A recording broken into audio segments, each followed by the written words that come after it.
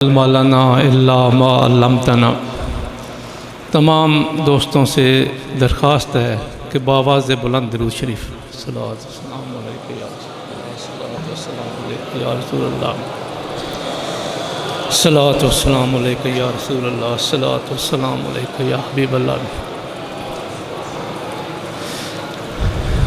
अव्वल हम्द सना इलाही जो मालिक हर दा, उसदा नाम चितारन वाला हर मैदान न हरदा। काम तमाम मुयसर होंदे नाम उदा चित धरिया, रहमो सुके सावे करदा ते कहरों साड़े हरिया। वाह करीम उम्मत दा वाली मेर शफात करदा, जिब्राइल जय जिस चाकर नबियां दा सर करदा। ते जे लख वारी इतर गुलाबों धोइए नित जुबाना, नाम उन्हां दे लायक नहीं क्या कलमे दा खाना। ते खस खस जिन्ना कदर न मेरा मेरे साहिब नू विड्याइयां, मैं गलियां दा रूड़ा कूड़ा महल चढ़ाया साइयां। ते सदा बहार नहीं सबागे कदी खिजां ना आवे, होमन फैज़ हज़ारां ताईं हर भुखा फल खावे। मोहतरम मीर मजलस प्रोफेसर साहबजादा महबूब हुसैन साहिब, मुअज़्ज़ज़ उलमाए कराम, सना खानान मुस्तफ़ा कुर्रा हज़रात, इदारा के स्कॉलर्स और मुल्क अज़ीज़ के फ्यूचर स्कॉलर्स, बहुत ही मोहतरम व मोहतशम हाज़रीन महफ़िल, अस्सलामु अलैकुम। अल्लाह का लाख लाख शुक्र है कि हम इस बाबरकत महीने के इब्तदाई दिनों में इस अज़ीम शान रूहानी वजदानी और तरबियती महफ़िल में अल्लाह पाक के इस पाक घर में हाज़िर खिदमत हैं। दुआ है कि अल्लाह ताला हमारी हाज़िरी को कबूल फरमाए। हाज़रीन महफ़िल, ये महफ़िल ज़िक्र भी है, महफ़िल दरूद शरीफ भी है, और इसका एक इम्पॉर्टेंट सेगमेंट जो है वो तरबियत है, क्योंकि खानकाई निज़ाम के जो 3 मकासद बयान किए जाते हैं, दीन की तरवीज व इशाअत, खिदमत खल्क़ और तरबियत, ये एक मकसद है जो इस खानका का, जिसके लिए आज यहाँ पे हम हाज़िर खिदमत हैं। तमाम स्कॉलर्स के बयानात बड़े टू द पॉइंट और खालिस्तन तरबियती होते हैं, जो कि इस वक्त की ज़रूरत है।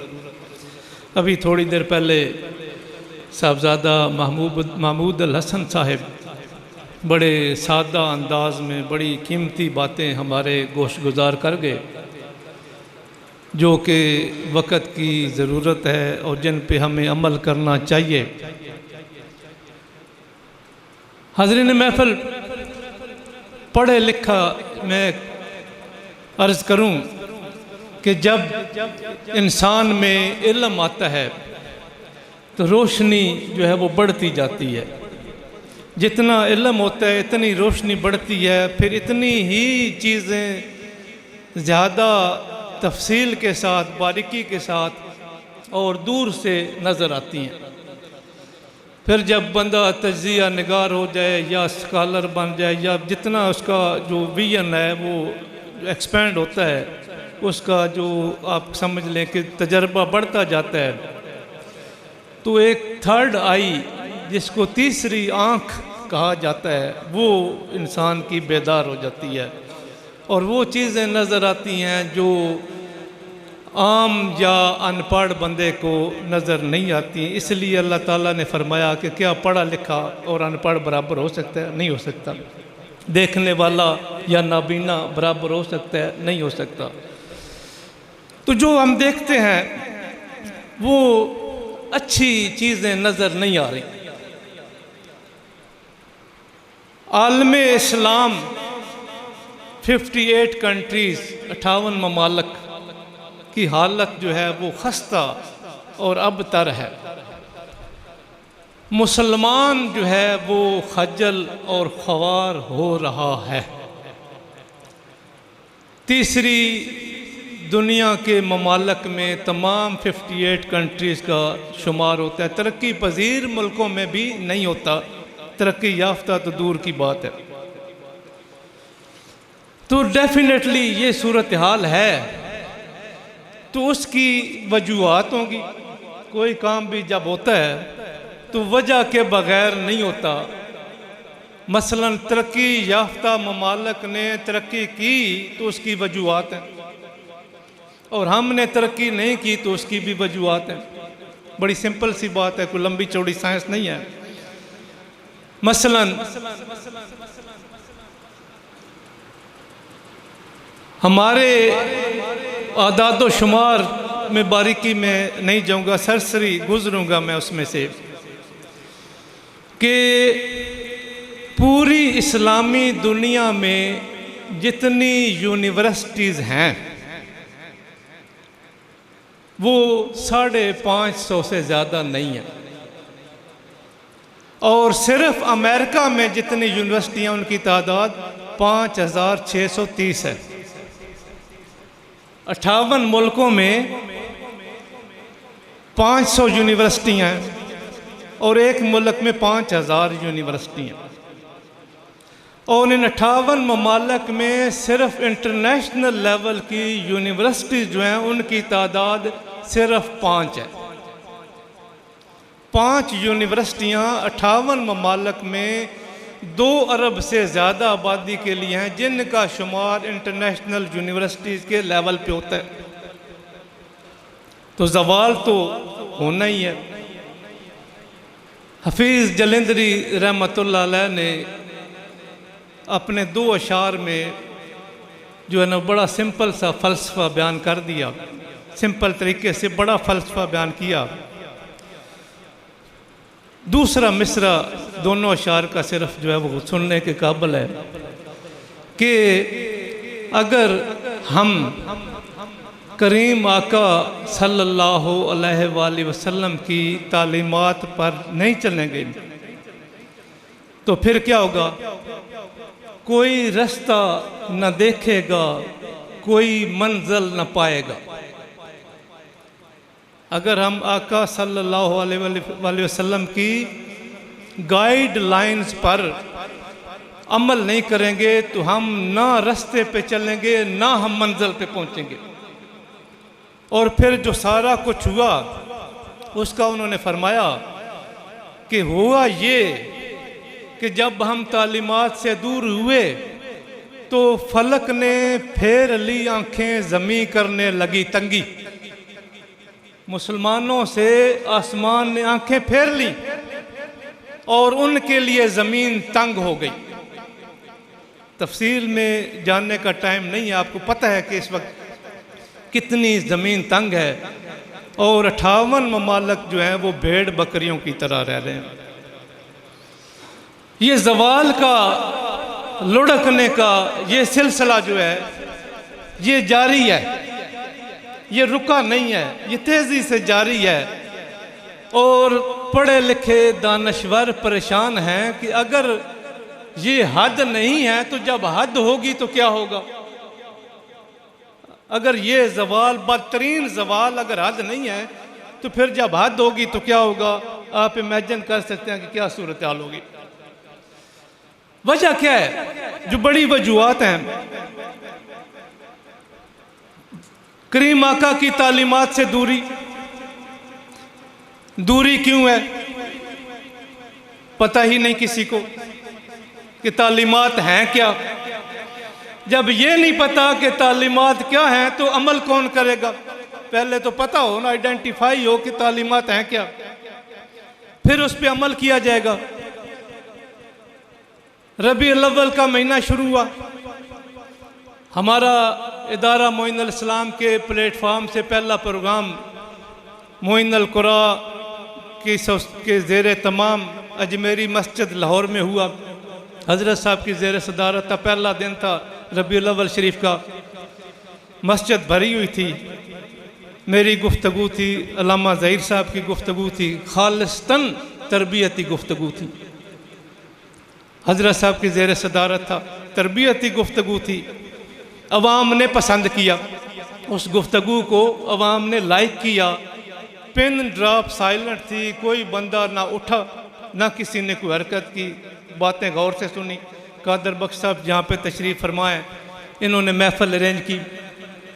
तो अब ये कंसेप्ट जो है वो गलत साबित हो गया कि अवाम जो है वो सिर्फ़ मोजज़ात और ये हकायतें या कहानियाँ सुनना चाहते हैं या सुभान अल्लाह कहलवाना चाहते हैं। अवाम जो है वो करीम आका की तरबियती तालीमात को भी लाइक करते हैं मोजज़ात के साथ साथ, उनको बताया जाए। 1 साल पहले मैंने एक जलसा सुना, पूरा 1 साल उस जलसे के असरात मेरी तबीयत पे रहे। ननकाना ज़िला में सुना। फिर 2 दिन पहले मैंने एक जलसा सुना, एक खिताब सुना। अब 1 साल उसके असरात मेरी तबीयत पे रहेंगे और मुझे अफसोस है कि हम किधर जा रहे हैं और हमारे उलमा किधर जा रहे हैं और वो अवाम को किधर लेके जाना चाहते हैं। कोई मंजिल ना देखेगा, कोई रास्ता ना देखेगा, कोई मंजिल ना पाएगा। तफसील नहीं बयान करूँगा, मैं इस पर नहीं जाऊँगा। अब रबीउल अव्वल शरीफ का महीना शुरू हुआ। आप जितने जलसों में आप जाएंगे, आप गिनना शुरू कर दें। हर गांव में, हर देहात में जलसा होता है। आप गिनना शुरू कर दें। At the end of the month आप देखेंगे कि उन उलमाए कराम ने सारे जलसों में, सारे उलमाए कराम ने, मैं अपने इदारा मोइन अल इस्लाम के उलमा की बात नहीं करूँगा जो हमारे यहाँ पे उलमा बैठे हुए हैं। उसकी वजह यह है कि ये एक बड़ी सख्त तरबियत में से गुजरे हुए हैं। इन्होंने 15-15 साल हज़रत साहब के ज़ेर साया गुजारे हैं और इस स्टेज पे उन्होंने, जो मुश्किल स्टेज है, इस स्टेज पे उन्होंने गुफ्तगू की हुई है, उनकी तरबियत की हुई है। ये अपनी जो है मंजिल से, अपने रास्ते से नहीं भटकते, तरबियती गुफ्तगू करते हैं। हो क्या रहा है कि जर्नल पब्लिक जो है, जर्नल पब्लिक और जर्नल ख़तीब, वो ये करते हैं कि 20 या 25 से ज़्यादा मोजज़ात नहीं है, सदियों से वही रिपीट होते जा रहे हैं। अंदाज़ बयान मुख्तलिफ है, किसी के अल्फाज का तरीक़ाकार मुख्तलिफ है, बयान का मुख्तलिफ है, वाक़यात वही हैं। मैंने अब 20-25 से ज़्यादा, ये भी मैंने ज़्यादा तादाद बता दी, वही वाक़यात जो हैं हर महफ़िल में रिपीट हो रहे हैं। चीज़ों को एग्ज़ैजरेट किया जाता है, बढ़ा चढ़ा के बयान किया जाता है और अनफॉर्चुनेटली गलत मालूमात मुहैया की जाती हैं। वाक़या कहीं का होता है, उसको जोड़ कहीं पे दिया जाता है।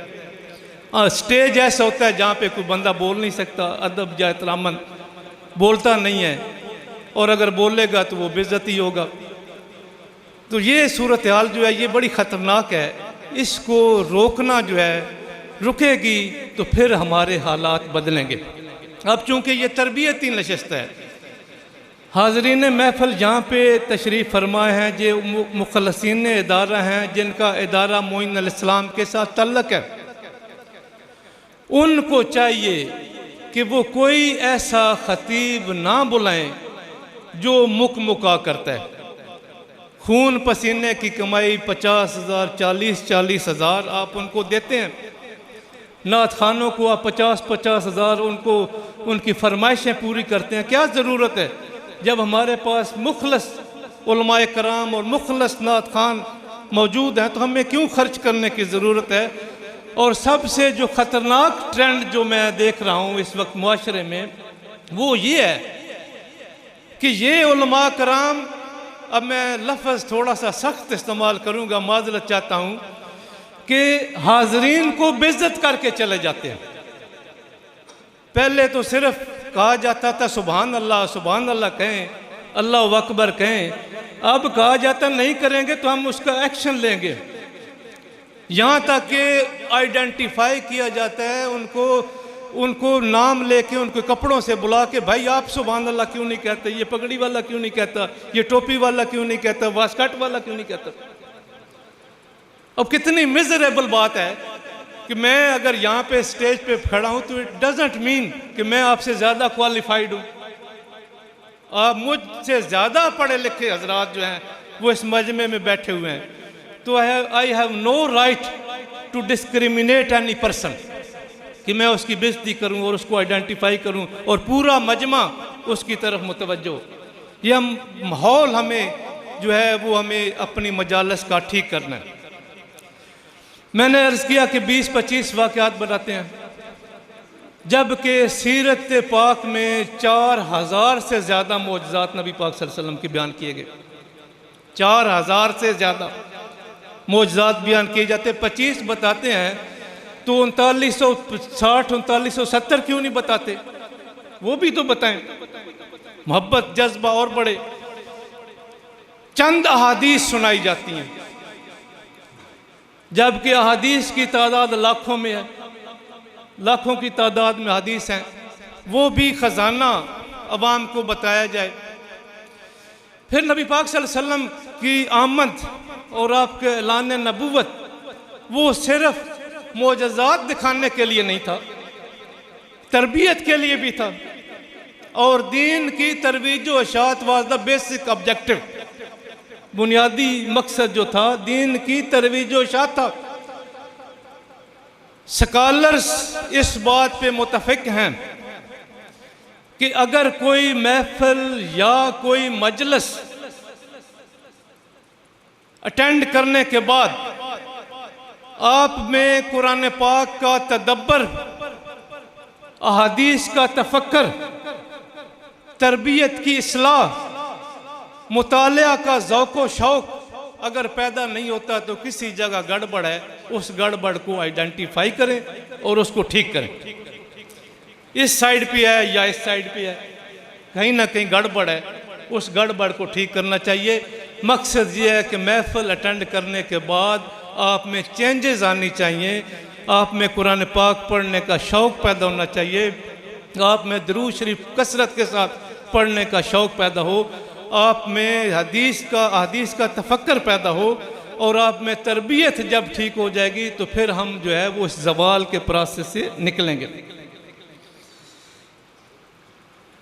अब हो क्या रहा है, जब तरबियत नहीं होगी तो मुआशरे में बिगाड़ पैदा होगा। नबी पाक सल्लल्लाहु अलैहि वसल्लम ने जूता पहनने से लेकर, अस्तंजा करने से लेकर, टॉयलेट के इस्तेमाल से लेकर हुक्मरानी के गुर सिखाए। इस दरमियान जो कुछ है वो सब कुछ आपने सिखा दिया। फिर इंसान की तरबियत हर पहलू से की, बहैसियत बच्चा, बहैसियत नौजवान, बहैसियत वालिद, बहैसियत खामन, बहैसियत ताजर, बहैसियत कमांडर, बहैसियत कानूनदान, कौन सा पहलू है जिसके हवाले से आपने गाइडलाइंस नहीं दी। ज़िंदगी का कोई पहलू, एक पहलू भी नहीं है जिस हवाले से गाइडलाइंस नहीं दी। और जब ये गाइडलाइंस हमारे पास हैं तो फिर हमारा शुमार बदतरीन नेशंस में क्यों होता है। हर पहलू से रैंकिंग आप देख लें, हमारी रैंकिंग जो है वो दर्जा बंदी सबसे नीचे है। इंसाफ में हम सबसे नीचे नंबर पे हैं, हुक्मरानी में हम सबसे नीचे नंबर पे हैं, रिश्वत में हम टॉप पे हैं, करप्शन में हम टॉप पे हैं। क्यों है? ख़ानदानी निज़ाम हमारा तबाह हो गया। अभी कल की बात, मुझे एक साफ़ी ने एक पोस्ट मुझे सेंड की, चूँकि मैं अदालतों में भी सारा दिन गुजारता हूँ तो मैं चीज़ें देखता रहता हूँ। ख़तरनाक चीज़ जो एक ऑब्ज़र्व हुई, और ये अब सबको पता है, और मैंने हज़रत साहब के साथ शेयर की कि एक अदालत में तनसीख़ निकाह के जो दावे दायर हुए उनकी तादाद 70 थी।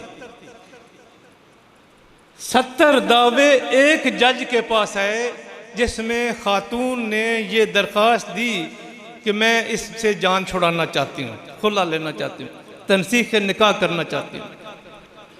इसका मतलब ये है कि हमारा ख़ानदानी निज़ाम बिगड़ चुका है। ना मर्द को पता है कि औरत के हकूक़ क्या हैं, ना औरत को पता है मर्द के हकूक़ क्या हैं। उन्होंने पढ़ा ही नहीं कि हमारे करीम आका सल्लल्लाहु अलैहि वसल्लम की अज़दवाजी ज़िंदगी आपने कैसी गुजारी और कैसी गुजारने की हदायत की। ये एक पहलू मैंने बात की। फिर उसके बाद अगले दिन मैं आपके साथ दौरे पे था। उससे पिछला हफ्ता भी एक सेमिनार के सिलसिले में हज़रत साहब लाहौर तशरीफ़ लाए। आपको एक पोस्ट आई जिसमें 2 तस्वीरें थीं। ये तस्वीरें बुनियादी तौर पे एक चाइना के 2 स्कूलों के बच्चों की तस्वीरें थीं, जिसमें ये दिखाया गया था कि स्कूल की तालीम के दौरान बच्चों को 15 से 20 मिनट के लिए उन्हें कहा जाता है कि वो कुर्सी सीधी करें, आंखें बंद करके सो जाएं। उसको उन्होंने पावर नैप का नाम दिया। पावर नैप कहा कि ये पावर नैप है, ये कंपलसरी है चाइना के हर अच्छे स्कूल में कि स्टूडेंट को तालीम के दौरान पावर नैप दिया जाए, यानी कैलूला करवाया जाए। ये एक चाइना की सिर्फ एक मिसाल है। ये गाइडलाइन जो है ये किसने दी? 1400 साल पहले दुनिया के अजीम तरीन फिजिशियन, तबीब और साइंटिस्ट ने ये गाइडलाइन दी। बहुत सी अहादीस, बुखारी शरीफ की एक हदीस जिसमें बताया गया, एक जुमला मैं आपके नज़र करूँगा कि साहबा कराम फरमाते हैं कि हम दोपहर को नींद लेते थे और कैलूला करते थे। ये सुन्नत नबी पाक सल्लल्लाहु अलैहि वसल्लम की थी जिस पे साहबा कराम अमल करते थे। अब मैंने अर्ज़ किया गुफ्तगू के आगाज़ में कि अहादीस में इस तरह की गाइडलाइंस का ख़जाना है। मैंने जब दौरा हदीस शरीफ किया, बुखारी शरीफ मुकम्मल पढ़ी, तो फिर मुझे और शौक़ पैदा हुआ। तो हज़रत साहब की तवज्जो और आपके फैज़ान की वजह से मैं 2007 से लेके हर रोज़ 5 या 10 अहादीस का मुताला करता हूँ हर रोज़, और कई अल्हम्दुलिल्लाह मजमूए जो है वो मैंने मुकम्मल कर लिए। फिर मैं ये करता हूँ कि उसमें से जो मेडिकल रिलेटेड होती हैं उनको इलादा करता हूँ, जो एटिकेट्स के साथ जिनका तल्लक है वो इलादा करता हूँ, जिनका लोगों के साथ मिल जोल का तल्लक है वो सब्जेक्ट्स मैंने इलादा से बनाए हुए हैं। अब हो क्या रहा है कि हम गाफल हो गए और मगरबी दुनिया जो है इस पे उन्होंने काम करना शुरू कर दिया। तारीख़ का मुताला 1400 सदियों से पहले या 1400 सदियों के बाद आप करें, आप मुआजना करें, स्कॉलर्स हजरात तशरीफ़ फरमाएं, तो आप देखेंगे कि 1400 साल पहले सिविलाइजेशन नहीं थी, तहजीब दो तमद्दन नहीं था। वाक़यात तफसील में जानने का वक्त नहीं है। इंसान जो था वो सोशल एनिमल शुरू से ही है, लेकिन उस वक्त दरिंदा बना हुआ था। आज जो सिविलाइजेशन इस कुर्रे अर्ज़ पे है तो वो करीम आका सल्लल्लाहु अलैहि वसल्लम की तालीमात की वजह से है। फ़र्क ये हुआ कि मगरबी दुनिया हमारी ये तालीमात और हमारा इल्म जो है ये पहले हमारे पास था, स्कॉलर्स के पास था, मुसलमानों के पास था, इसलिए मुसलमान पूरी दुनिया पे हुकूमत करते थे। जब ये ट्रांसफ़र हुआ, जब ये इल्म जो है शिफ्ट हुआ मगरबी दुनिया की तरफ, तो फिर हुकूमत मुसलमानों से निकल के तो फिर मगरबी दुनिया में चली गई। साबित ये हुआ कि दुनिया की हुक्मरानी, तहजीब व तमद्दन और दुनिया में तरक्की सिर्फ करीम आका सल्लल्लाहु अलैहि वसल्लम की तालीमात में ही पोशीदा है। आज भी जब हम अमल करेंगे तो हम इंशाअल्लाह ताला कामयाब होंगे। कैलूला की बात हो रही थी। मैंने एक खिताब यहाँ पे किया, कैलूला के हवाले से मुकम्मल किया था। बहुत से हजरात ने सुना होगा, उसका खुलासा बयान करके मैं आगे बढ़ूँगा। मुख्तसरन यूनान का एक जजीरा है आइकेरिया, उसका नाम है आइकेरिया, IKRIA, छोटा सा जजीरा है। दुनिया में चूँकि रिसर्च होती है, सर्वे होते हैं, स्टैटिस्टिक होते हैं, हर वक्त हो रहे हैं, चल रहे हैं दुनिया में। तो ये जजीरा आइडेंटिफाई हुआ, लाइमलाइट में आया रिसर्चर्स की, मुहक्किकीन की। तो उन्होंने देखा, हैरान हुए कि यहाँ पे जो बसने वाले हजरात हैं उनकी उम्रें बहुत ज़्यादा हैं। ये आर्टिकल रीडर्स डाइजेस्ट में शाया हुआ, मैंने खुद पढ़ा, मेरे पास महफूज है रेफरेंस के तौर पे। वो हैरान हुए कि इनकी उम्रें क्यों जो है ना वो ज़्यादा हैं। बल्कि वो मुहक्किक ने लिखा कि ये हजरात जो हैं, इस जजीरे वाले लोग जो हैं, ये तो मरना ही भूल गए हैं, ये मरना भूल गए, इतनी इनकी लंबी उम्रें हैं। हर शख्स की उम्र जो है 95 साल है, 105 साल है, 90 साल से पहले कोई फौत ही नहीं होता। हमारे मुल्क का आदाद शुमार बताते हैं कि 100 में से 6 अफराद, सिर्फ 6 अफराद 60 साल से ऊपर जाते हैं। 60 साल से पहले ही बीमार होते हैं और दुनिया से पर्दा करते हैं। रूह कफ से अनसरी से परवाज़ कर जाती है। 100 में से जो है 94 जो है वो 60 साल से पहले फौत हो जाते हैं। तो वहाँ हर बंदा जो है 90 साल से ऊपर जा रहा है। तहकीक कोई टीमें चली गई, पूरी दुनिया से रिसर्चर्स मुहक्किकीन की टीमें जो है वो वहाँ पे चली गई। तहकीक कोई बहुत से पहलुओं के साथ एक जो पॉइंट सामने आया वो ये था कि वो सारा का सारा जजीरा दोपहर को कैलूला करता है, सो जाते हैं, सड़कें वीरान हो जाती हैं। उनका मामूल है कि वो कैलूला करते हैं। सुन्नत किसकी है? नबी पाक सल्लल्लाहु अलैहि वसल्लम की। गाइडलाइन बेसिकली थी हमारे लिए, ले ली उन्होंने, बेनिफिट उन्होंने ले लिया। इसके बाद एक वाक़या कुदरतुल्लाह साहब ने लिखा, उन्होंने भी लिखा एक वाक़या, और इसके अलावा हमारे जो एक दानश्वर थे उन्होंने भी लिखा। वो कहते हैं कि वो गए एक फैक्ट्री में, तो फैक्ट्री में भी बाकायदा मज़दूरों को आर्डर था कि वो दोपहर को एक ख़ास वक्त में खाना खाने के बाद सो जाए, 20 मिनट के लिए, 30 मिनट के लिए सो जाए। यानी उन्होंने मगरबी दुनिया में, अब डिटेल में मैं नहीं जाऊँगा, खुलासा ये है कि तमाम मगरबी ममालक में कैलूला का निज़ाम राइज हो चुका है। वो बाकायदगी के साथ कैलूला करते हैं और उस कैलूला की इम्पॉर्टेंस को मानते हैं। अब मगरबी मुहक्किकीन जो हैं वो अंधाधुंध किसी बात पे तकलीद नहीं करते, करनी भी नहीं चाहिए। मुसलमानों को ज़रूर करनी चाहिए। नबी पाक सल्लल्लाहु अलैहि वसल्लम की हर बात को आंखें बंद करके तस्लीम करना चाहिए। तहकीक की हमें या उसकी पुछ पड़त की ज़रूरत नहीं होनी चाहिए।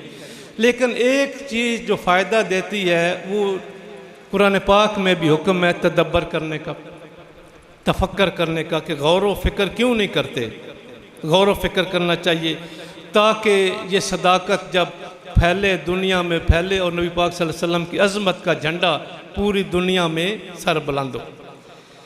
तो उन्होंने जो तहकीक की, सबसे पहले तो उन्होंने कहा कि कैलूला होता क्या है, कैलूला जो है वो यह है क्या। इसका उन्होंने 3-4 नाम दिए। कुछ ममालक में इसको कहते हैं डेली सिएस्टा, कैलूला का नाम उन्होंने रखा डेली सिएस्टा। सिएस्टा का तर्जमा कैलूला ही समझे, SIESTA। कुछ जगह पे इसको कहते हैं mid day nap. Mid day nap, दोपहर के वक्त थोड़ी सी नींद। कुछ ममालक में इसको कहते हैं पावर नैप, यानी इसकी ताकत इतनी ज़्यादा है, इसका फ़ायदे इतने ज़्यादा हैं कि इसका नाम उन्होंने पावर नैप रखा। डेफिनेशन ये करते हैं। अब तर्जमा या तारीफ़ क्या है, कोई आपसे पूछे कि कैलूला होता क्या है, तो वो कहते हैं कि ए शॉर्ट स्लीप टेकन, मैं तर्जमा करूँगा समझाने के लिए आपको, एक short sleep taken during the working day in order to restore one's mental health। छोटा सा नींद का वक्फा जो कि काम के दौरान लिया जाता है और उसका मकसद अपनी दिमाग की तवानाई को बहाल करना हो, उसको वो कहते हैं ये कैलूला है।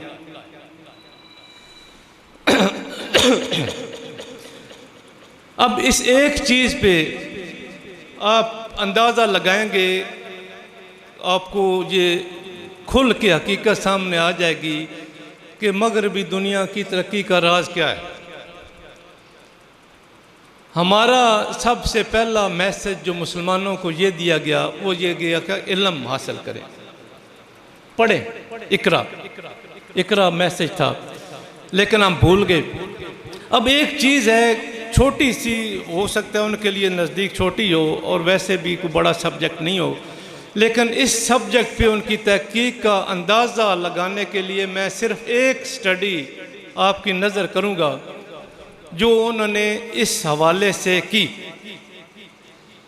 स्विट्ज़रलैंड में, बहुत पुरानी बात नहीं है, 15-20 साल पहले की बात है, 4 मुहक्किकीन जिनके नाम जो थे नेडाइन हुसलर, मुहक्किकीन के नाम है, जोजे हबा रूबियो, राफेल हिंजर, पेड्रो मार्कुसल, 4 मुहक्किकीन ने फैसला किया कि वो कैलूला के ऊपर तहकीक करें कि इसका फ़ायदा क्या है। उन्होंने 3462 अफराद को मुआशरे में सेलेक्ट किया, उनको बाउंड किया, मुख्तलिफ एजेस के 3462 लोग सेलेक्ट किए, उन पे तहकीक शुरू की। और ये तहकीक जो है आप अंदाज़ा लगाएं कि कितने साल तक जारी रही होगी, कितने साल ये 4 मुहक्किकीन नबी पाक सल्लल्लाहु अलैहि वसल्लम की सुन्नत पे तहकीक करते रहेंगे। आप सुन के हैरान होंगे कि 8 साल तक वो तहकीक करते रहे। 8 साल तक उन्होंने सारे काम छोड़ के और 3462 अफराद को बाउंड करके तहकीक करते रहे कि कैलूला का फ़ायदा क्या है। और सारे फ़ायदों पे काम नहीं किया, सिर्फ एक फ़ायदे पे काम किया, कार्डियोवास्कुलर डिजीज़ पे काम किया। सिर्फ दिल की बीमारियों, दिल की सेहत पे कैलूला के क्या असरात हैं, सिर्फ इस एक मौजू पे वो 8 साल तक जो है वो सर जोड़ के बैठे रहे और तहकीक करते रहे। स्टडी कैसे होती है, ये बड़ा एक डिफरेंट और बड़ा वसी टॉपिक है। तो उन्होंने ये किया, और किया भी क्या कि सिर्फ हफ्ते में 1 या 2 दिन कैलूला करें तो इंसान की दिल की सेहत पे, कार्डियोवास्कुलर सिस्टम पे इसके क्या असरात होते हैं। वो करने के बाद उन्होंने जो नतीजा निकाला, उन्होंने कहा कि subjects who nap once or twice per week have a lower risk of incident of cardiovascular disease.